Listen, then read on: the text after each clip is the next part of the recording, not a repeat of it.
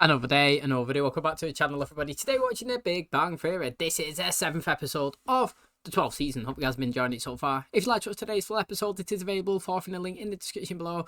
Just click on it, put the password in, and enjoy. Now, we are running our most liked characters throughout the whole entire franchise. 3 votes are allowed. Your results and mine will be shown in the final episode. Can't wait to see you guys choose. Interesting, in the last episode, you know, it was like a Halloween party that Leonard and Penny was throwing.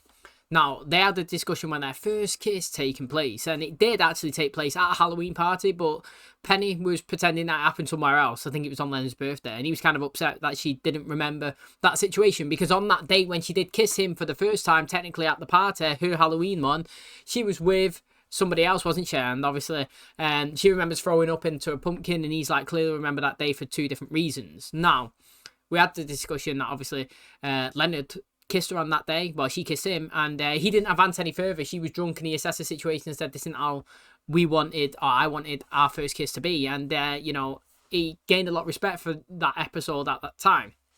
They both then obviously kissed and made up, obviously after bickering in yesterday's episode about the technical day, and said they agreed to both kind of technically count the official day as when she kissed him on Leonard's birthday, because that's a better memory. Now, interestingly, you know, Sheldon was portrayed by Howard. He dressed up as him for Halloween. He was doing some good impressions. Sheldon got a little bit upset. Amy went over to Bernadette and asked if he could apologise, Howard, to Sheldon. She was saying, not really, you know, he's not really hurt him. I'm not really seeing what the fuss is about. You know, Sheldon shouldn't always, like, kind of make jokes and stuff like that if he can't take it. And then, interestingly, later on in the episode, Amy turned up as Bernadette and Sheldon turned up as Howard.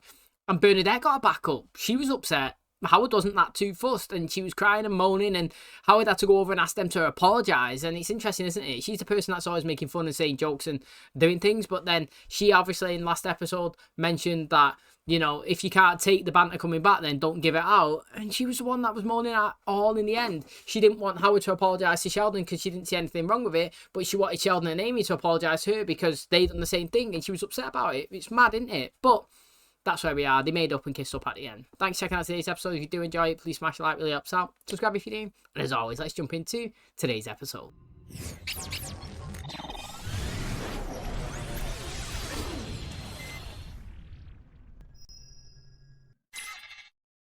Oh, this is amazing. I wish I had a playhouse like this when I was a kid. I mean, my dad did buy the house next door for us to play in. I'm gonna hook up the garden hose so it has running water.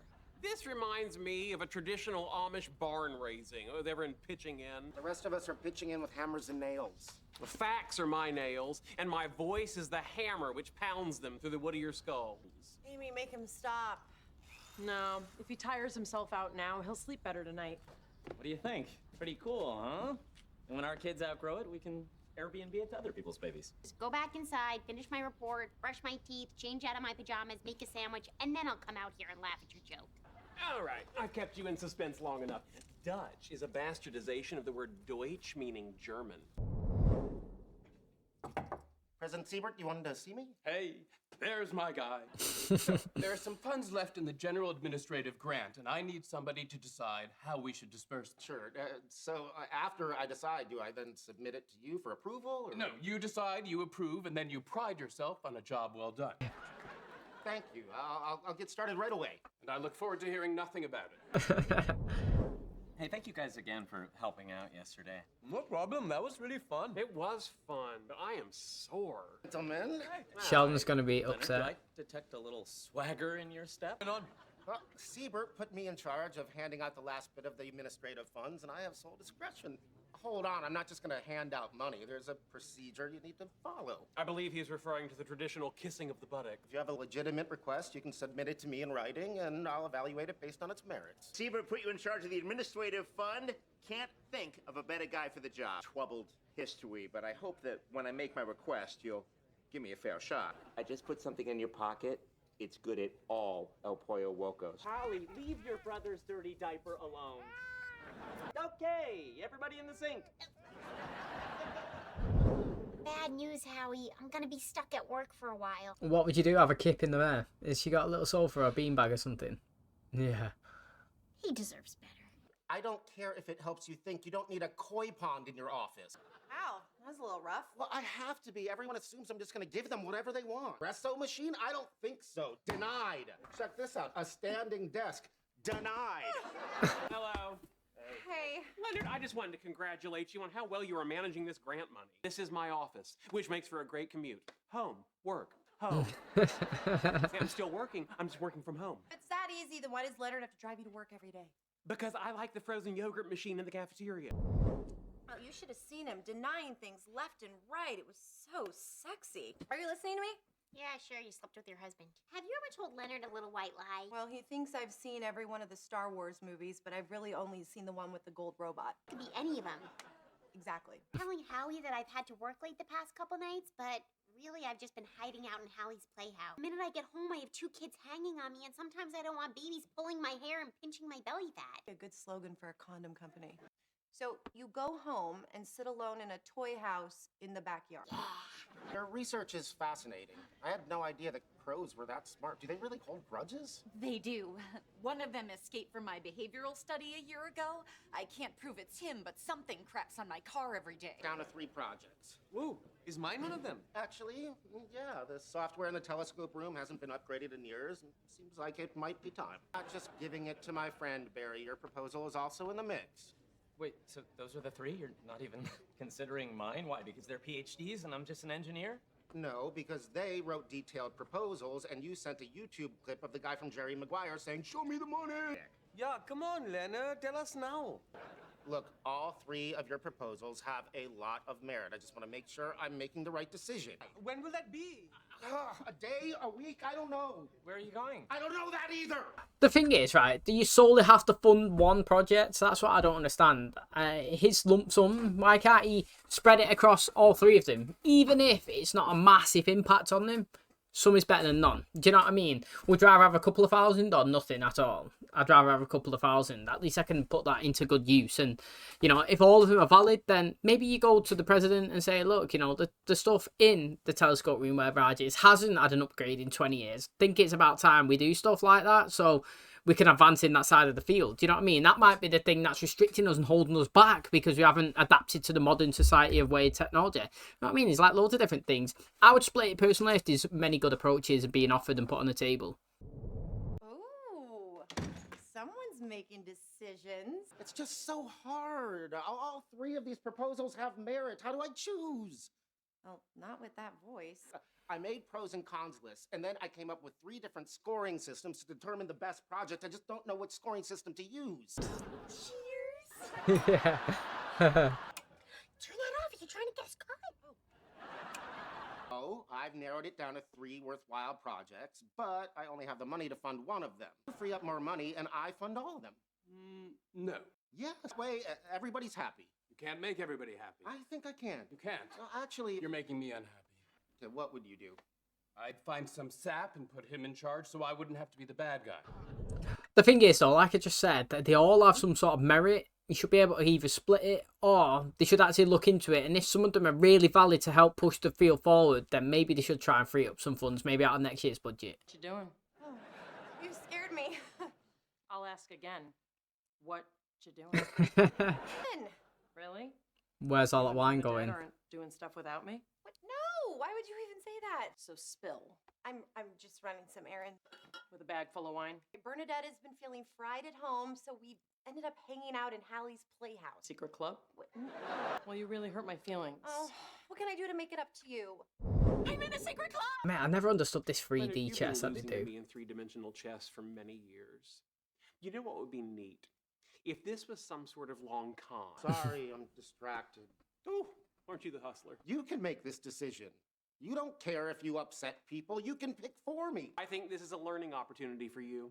Sheldon, come on. But I'm sorry, did I upset you? Yes. Ask me how I feel about that. Sheldon's kind of like a dog. He doesn't really think about me when I'm gone, but he's so happy when I show up. So letting me come over and hang. So Leonard still hasn't made a decision yet? No, and I've really been laying on the guilt. We very quietly open that second bottle of wine. Don't freak out, but I think there's someone in your playhouse. Yeah, that's just Bernadette. She's been hiding out there all week. Really? Why? Needs some downtime. 3 years ago, I told her I got life insurance, and I totally didn't find out. I'm gonna say, ha, I know you've been hiding in the playhouse. Can you hear what they're saying? Shh, I'm trying. It's like Penny's in there too. The thing is, with life insurance is, yeah, okay, you've not had it for the last 3 years or whatever, but you can always pick it up now. It's not as if you lost it. It was just there if you needed it. You know what I mean? So you can always go forward. But I actually think it's really nice that he knows she's in there and he don't say anything. He just lets her have a downtime. Like I said, that's what marriage is about. It knows strengths and weaknesses when people need to relax and whatnot. And that was pretty good, actually. Seriously, Leonard? You didn't pick my project? I'm sorry, Raj. You go with Crow Lady? You gave the money to Kripke? I did not. Last minute, someone submitted an application for a pretty cool European dope laser, and they made a very compelling case. Oh, he gave it himself. Oh, that it was me and I wanted it. Interesting. What about not wanting everybody to be mad at you? Well, I realized that no matter what decision I made, people were going to be mad at me. And this way, I get a laser. It has a 4-level FF transition, which provides for high power output, and its quantum efficiency is off the charts. What are you going to use it for? I have no idea. Was that one of Dr. Lee's crows? Tag on its leg. Don't make any sudden moves. She did say that they was crapping all over a car every day, and she didn't know which one it was. Now, interestingly, you know, I never really considered that Leonard would want to actually take the funding himself as well. You know, if somebody else was delegating the funds, he'd probably want to do a proposition to get a laser. And, you know, all this time he's been thinking about giving it to everybody else, which is fair. You know what I mean? He's sitting there, and he actually didn't just give it his mates. I know he ended up giving it himself, but, like, prior to that, before his stressful decision, he was out, he was listening to everyone, denying crappy, you know, like, requests and analysing the good ones and narrowed it down to 3. Obviously, when it comes to making a tough decision and he couldn't actually do it, he decided, what's best for me? Yep, I'll pick me. You know, I'll take the laser. If I'm going to have people angry at me, I might as well have everybody angry at me, and I'll just reap in the rewards of the reward itself. Do you know what I mean? So I can't really blame him, actually. I would have funded my own project if that was a possibility. Why give somebody else the money when you can take it yourself? Do you know what I mean? Like, if you're doing research and someone says, here you go, here's a bunch of cash that you can make your research better, what you're going to do is say, nah, don't give it me. I'll give it these guys instead, when you could have actually took it. Never considered it, but I actually think he probably made the right choice. Selfish, 100%. Right choice, though, in terms of progressing you forward, 100% as well. So don't blame him. He tried to objectively do it well. Then he ended up obviously being selfish, and I probably would have done it as well. Okay, that is going to wrap up today's episode. Thanks so much for checking out the channel today. Hopefully you guys enjoyed it. If you're not yet voted for your most liked characters throughout the whole franchise, 3 votes are allowed. Links in the description. You have your say, and mine will be shown as well as yours in the intro of the final episode of this season. Can't wait to see who you guys pick. Now, interestingly, you know, Howard, this episode, was actually being a really good husband, you know. Like, he seen at the start of the episode that Bernadette was kind of saying that she's under a lot of pressure, a lot of stress, you know, kids are all over her, she's trying to get her deadlines done, you know, she's got no time for herself, and now she's going back to work, and she's coming home and she's got this little dollhouse, and he's noticed that she's going in there and spending an hour, you know, chilling, relaxing, drinking some wine, whatever it is she's doing. She's just kicking her feet up and having some me time. You know what I mean? And instead of her calling her out on it, instead of saying, why are you doing this, and leaving me here with the kids, X, Y, and Z and all that. Because we did see when she went to the door, he was stressing out and the kids were messing about and he was going for it. You know, he's observed it and said, look, you know, she deserves this me time. She's under a lot of stress. She's a great mum. I feel like if she wants to relax and kick her feet up and have this little bit of rest, then she can do. It's fine. Now, obviously, like, his reasoning, what he was joking, is because I haven't took out life insurance or whatever it was. And, you know, when it comes out, I'm going to say, well, you're doing that. I ain't got life insurance. You know what I mean? He's trying to play it back and all. But at the end of the day, he's being a good husband. He's seen what she was doing. Didn't call her out on it. Wasn't upset. Knows that Penny was there as well. He heard the cop pop. And, you know, just let her have a time in peace. And I thought it was really good. And to be honest, I actually liked the start of the season. I can't remember what episode we're on now. I feel like we absolutely fly through it all the time. But we are coming, obviously, to the end of the show. And, you know, it's going to be a sad day, isn't it? Hopefully we can, you know, have a couple more laughs along the way. It's been a few interesting episodes. I'd like to see Raj progress a little bit further with his new potential wife, and you know, maybe finally get a visual of their children. You know, we've had 2 of them now, not really seen any of them. There's acknowledgements of them, there's noises, we can hear them crying, and they're always doing tasks and being busy and building these playhouses. But I know there's like restrictions and stuff like that about children in shows, but you see them all the time anyway. If you watch other shows, you always see the children in there. Seen it in Friends. You know, maybe it's because different regulations have changed over the years, but I fully expected to see more of them out and about. However, you know, if that's what the rules say, then that's what the rules say. But it would be nice to obviously see the 4 of them as a family before the show ends. A nice visual, maybe a portrait, a picture or something, and playing, having a good time, laughing together. But in the meantime, we'll just take what it is and just enjoy the episodes as they go. Thanks for checking out today's. If you did enjoy it, please smash like, really helps out. Subscribe if you're new. And as always, I'll catch you in the next one. Cheers, guys.